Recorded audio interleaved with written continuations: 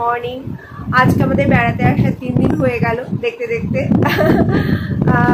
সকাল হয়ে গেছে। এখানে তো সকাল মোটামুটি 7:30টা সময় সকাল হয়, আর ওইদিকে সন্ধ্যা হয় প্রায় 8টার সময়। যাই হোক, আমরা চা খাবো। আস্তে আস্তে অনেক এখানে রিলেটিভ আসা শুরু করবে। কাল আমাদের এখানে অনুষ্ঠান, আর কি অনুষ্ঠান এখন তোমাদের বলিনি, পরে বলবো, সারপ্রাইজ। আমার ননদ চা বানিয়ে দিল। এখন প্রায় 10টা বাজে। এখন আমরা সকালে চা খাচ্ছি। তারপর চা খেয়ে রান্নাঘরে ঢুকলাম। আজকের ব্রেকফাস্ট হবে লুচি আর আলুর দম। আমি একটু লুচি বেলে দেব। আমার ভাগ্নি লুচির গোল্লা করে দিচ্ছে, আমি লুচি বেলছি। না না, লুচি আমি করব না, লুচি আর রান্নাবান্নার জন্য লোক রাখা হয়েছে, তিনি করছেন। স্নান করে ফ্রেশ হয়ে নিলাম। দিল্লিতে খুব গরম, ভীষণ গরম, তোমাদের কি বলবো। তারপর আমার নাতনির কাছে এলাম। বুলবুল পাখি ময়নাটি আয়না জানা গান শুনিয়ে। তোমাদের কি বলবো, এই বুলবুল পাখি গানটা গাইলেই না সে মিটিমিটি করে হাসবে। পাকা বুড়ি। দিল্লি খুব কনজাস্টেড এরিয়া, কি বলবো। দেখো ছোট ছোট জায়গায় কত বড় বড় বিল্ডিং দাঁড়িয়ে রয়েছে, আর এই সরু রাস্তাটার মধ্যেই বাইক স্কুটি সমস্ত কিছু দাঁড় করানো।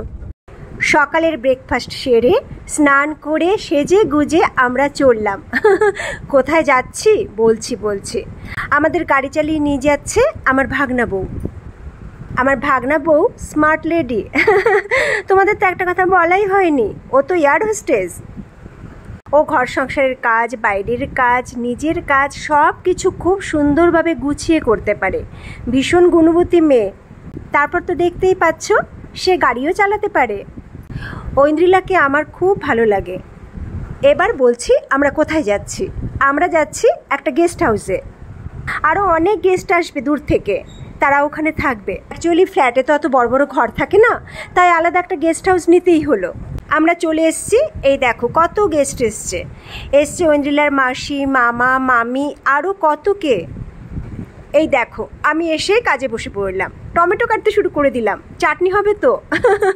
এখানে প্রায় 6-7টা বড় বড় রুম নেওয়া হয়েছে, সব এসি রুম, এবং বড় একটা ডাইনিং স্পেস আছে। রান্নাঘরে ঢুকে একটু হাতাখুন্তি নাড়লাম।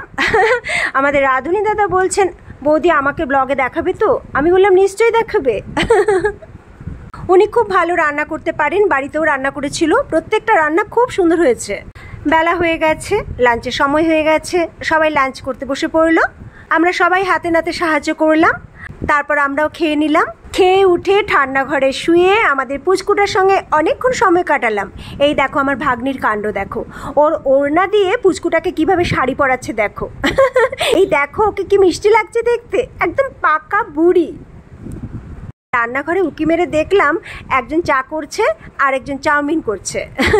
চাউমিন যে করছে সে ঐন্দ্রিলার মামা, আর চা যে করছেন উনি ঐন্দ্রিলার বাবা।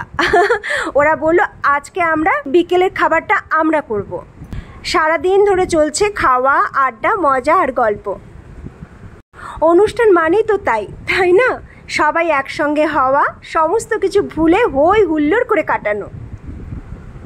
সন্ধেবেলা টিফিনটা বেশ ভালোই হলো, ঘন দুধের চা আর সঙ্গে চাউমিন। তারপর আমরা হল ঘরে সবাই একসঙ্গে হলাম। এখন হবে অন্তাক্ষরী খেলা। অ্যাকচুয়ালি এখানে না সবাই হিন্দিভাষী, বেশিরভাগ সময়ই ওরা হিন্দিতে কথা বলে। আমি বাবা হিন্দিতে ভালো বলতে পারি না, তাই কি আর করব, আমি বাংলায় রবীন্দ্রসঙ্গীতে একটা গান শুরু করলাম। তারপর সবাই যে যার মতো তাদের হিন্দি গান শুরু করলো। সব কিছু মিলিয়ে আমাদের গানের মেলা কিন্তু খুব ভালো জমে উঠেছে। দেখতে দেখতে রাত 12টা হয়ে গেল। আমরা সবাই ডিনারে বসে পড়লাম, কারণ আমাদের তো আবার ফিরতে হবে।